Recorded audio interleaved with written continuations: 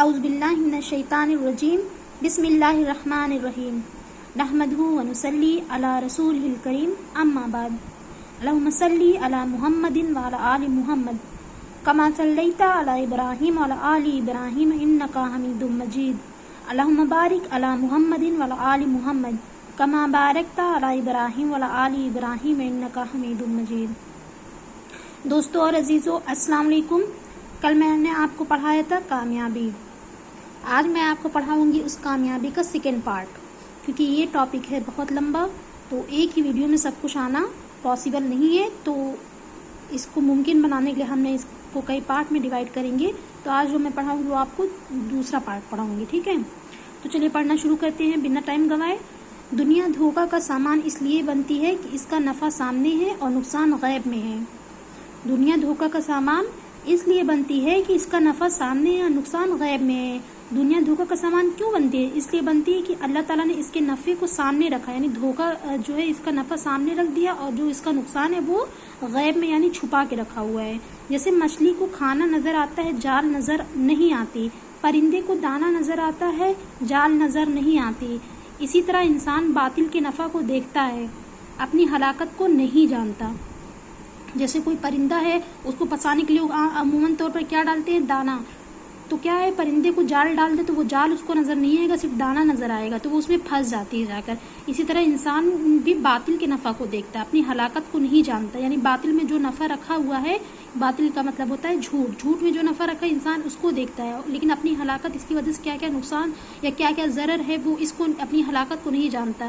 وقتی طور پر فائدہ اور انجام کے اعتبار سے ہلاکت ہوگی، اس لیے غیب کی یقین کی دعوت ہے کہ جب غیب کا یقین ہوگا تو ایمان والا یعنی یقین والا اپنی یقین کی نظر سے اس ہلاکت کو اپنی آنکھ کے سامنے گویا دیکھ رہا ہوگا۔ یعنی انسان ہے، اگر اس کو اگر غیب پر یقین ہوگا تو وہی ایمان والا ہوگا، اور یقین آنے پر وہ اپنے یقین کی نظر سے اس ہلاکت کو اپنی آنکھوں کے سامنے دیکھے گا کہ میں یہ باطل اگر اپناؤں گا تو میں ہلاک ہو جاؤں گا۔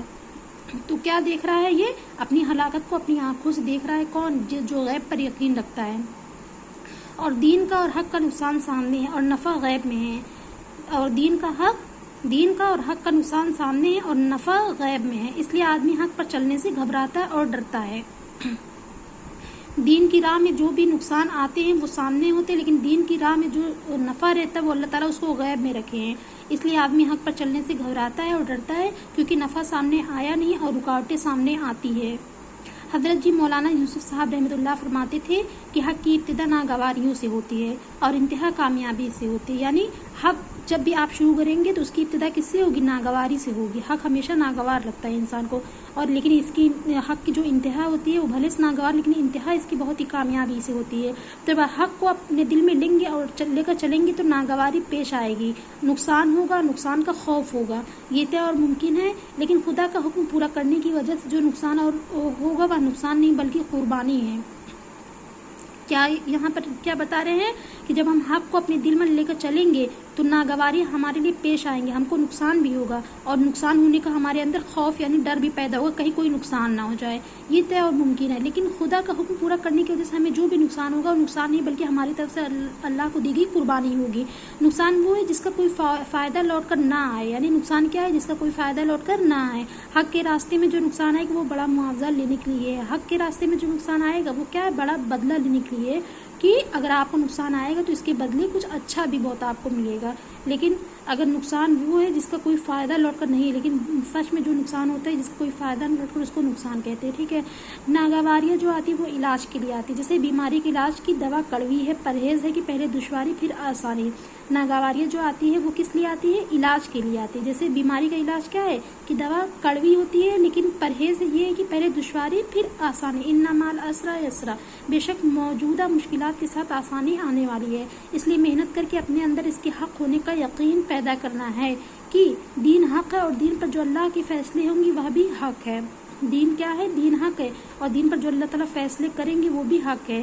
جب محنت ہوگی تو اس کا یقین اترے گا، جب ہم محنت کریں گے تو اس کا یقین بھی ہمارے دل میں اترے گا۔ اس محنت میں اتنا چلنا کہ مدد آ جائے، جیسا اتنا کنواں کھودنا کہ پانی آ جائے، یعنی اس محنت میں ہمیں اتنی محنت کرنا ہے کہ جب تک اللہ تعالیٰ کی مدد نہ آ جائے، اور جیسے کہ انسان کنواں کھودتا ہے اتنا کہ پانی آ جاتا ہے، پہلے مٹی آئے گی پھر آخر میں پانی آئے گا، یعنی پہلے پانی نہیں آئے گا، پہلے مٹی آئے گی پھر پانی آئے گا۔ یہ خزانہ ہے اللہ کا، اور یہ اللہ کا کیا ہے؟ خزانہ ہے۔ اس میں مشین لگاؤ، کچھ بھی کرو، اس خزانہ تک آپ پہنچ جاؤ گے۔ اس لیے اس کام کے ساتھ محنت لگا دی گئی، اور وہ محنت یہ کہ آدمی جی کے خلاف اللہ کے حکموں پر آئے، کیونکہ اس محنت کی رکاوٹ آدمی کی جی کی چاہت ہوتی ہے۔ اس لیے اس کام کے ساتھ کیا ہے؟ محنت لگا دی ہے اللہ تعالیٰ نے۔ اور وہ محنت کیا ہے کہ آدمی جی کے خلاف اللہ کے کاموں پر ہے، کہ میرا من نہیں کرتا لیکن پھر بھی مجھے کیا کرنی ہے؟ محنت کرنی ہے، یعنی اپنے جی کے خلاف کام کرنا ہے، اور اللہ تعالیٰ کے حکموں کو پورا کرنے کے لیے اپنے جی کے خلاف کام کرنا ہے، کیونکہ اس محنت کی رکاوٹ آدمی کی جی کی چاہت ہوتی ہے۔ اس محنت کی سب سے بڑی رکاوٹ کیا ہوتی ہے؟ آدمی کی جی کی چاہت، کہ میرا کیا ہے؟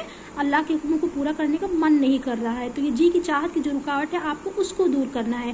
آدمی کا جی اور آدمی کا نفس چونکہ مادے سے تعلق رکھتا ہے، آدمی کا جی یعنی اس کا جو من ہوتا ہے اور اس کا جو آدمی کا نفس ہوتا ہے وہ مادے سے تعلق رکھتا ہے، اس لیے مادے کی ہر چیز کی طرف سے اس کا جی جائے گا اور لگے گا۔ تو دین کا تقاضا یہ ہے کہ اپنے جی کی چاہت کے خلاف اللہ جل شانہ کا حکم پورا کیا جائے، یعنی اپنی جی کی چاہت کے خلاف جا کے اللہ تعالیٰ کے حکموں کو ہمیں پورا کرنا ہے۔ جب جی کی چاہت کے خلاف اللہ کے احکام پورے ہوں گے تو جی کی چاہتیں اور نفس کی خواہشیں قربان ہوں گی۔ جب جی کی چاہت کے خلاف اللہ کے احکام ہم پورے کریں گے تو کیا اس سے ہوگا؟ جی کی چاہتیں اور نفس کی خواہش جو ہوگی وہ ہم قربان کر دیں گے، اور یہ جتنی قربانی ہوں گی اتنا نور اندر بنتا چلا جائے گا، یعنی ہم جتنی بھی قربانی دیں گے اتنا زیادہ نور ہمارے اندر بنتا چلا جائے گا۔ جیسے ایندھن جلاتے ہیں تو آگ روشن ہوتی ہے، اور اس طرح خواہشیں قربان کریں گے تو اندر میں ہدایت کا اور تقویٰ کا نور پیدا ہوگا۔ جب ہم ایندھن جلاتے تو اس سے عام طور پر کیا ہوتا ہے کہ آگ روشن ہو جاتی ہے۔ اس طرح خواہشیں جب ہم قربان کریں گے اپنے اندر کی تو اندر میں ہمارے اندر ہدایت کا اور تقویٰ کا نور پیدا ہوگا۔ خواہشیں قربان کرنی پڑے گی آپ کو، حاجتیں قربانی نہیں ہوتی، یعنی خواہشیں قربان کرنی پڑے گی، حاجتیں ضرورت قربانی نہیں ہوتی۔ یعنی آپ کی ضرورت کیا؟ کھانا پینا، کپڑا پہننا، یہ سب ضرورت کے تحت آتا ہے۔ مکان بنانا، پیسہ کمانا، یہ سب کیا ہے؟ حاجت۔ لیکن اگر اپنی حاجت کو آپ خواہش پر رکھ دیں گے تو وہ خواہش آپ کو قربان پڑے گی، حاجت قربانی نہیں مانگتی ہے۔ حاجت تو پیدا ہوتی ہے اور اسے پورا بھی کیا جائے گا، لیکن عام طور پر حاجتیں اعتدال پر نہیں رہتی، یعنی انسان کی حاجت جب اعتدال پر نہیں رہتی اس لیے اس میں خواہشیں گھس جاتی ہیں۔ اس لیے شریعت آتی ہے اور بتلاتی ہے کہ یہاں تک ٹھیک ہے، آگے ناجائز ہے، یعنی جب جائز حاجتیں اعتدال پر نہیں رہتی تو اس میں خواہش گھس جاتی ہے۔ اس لیے شریعت میں کیا آتا ہے کہ یہاں تک تو ٹھیک ہے، آگے ناجائز۔ جیسے طبیب بتائے گا آپ کو کہ یہاں تک کھانا ٹھیک ہے، اگر آگے آپ کھائیں گے تو یہ صحت کے لیے کیا ہے؟ مضر ہے، یعنی آپ زیادہ کھانا مت کھائیں، اگر زیادہ کھائیں گے تو بہت آپ کو نقصان کر جائے گا، لیکن کم کھائیں گے تو آپ کو صحت حاصل ہوگی۔ تو اسی طرح ایسے ہی دین آتا ہے، شریعت آتی ہے، ورنہ لوگ غلو کریں گے یا حاجات کو پامال کریں گے، یعنی اسی طرح شریعت آتی ہے ورنہ لوگ غلو کریں گے یا حاجات کو پامال کریں گے، یعنی حاجت کو بڑھاتے چلے جائیں گے۔ السلام علیکم۔ ٹھیک ہے، آج کا ٹاپک یہیں پر ختم کرتی ہوں۔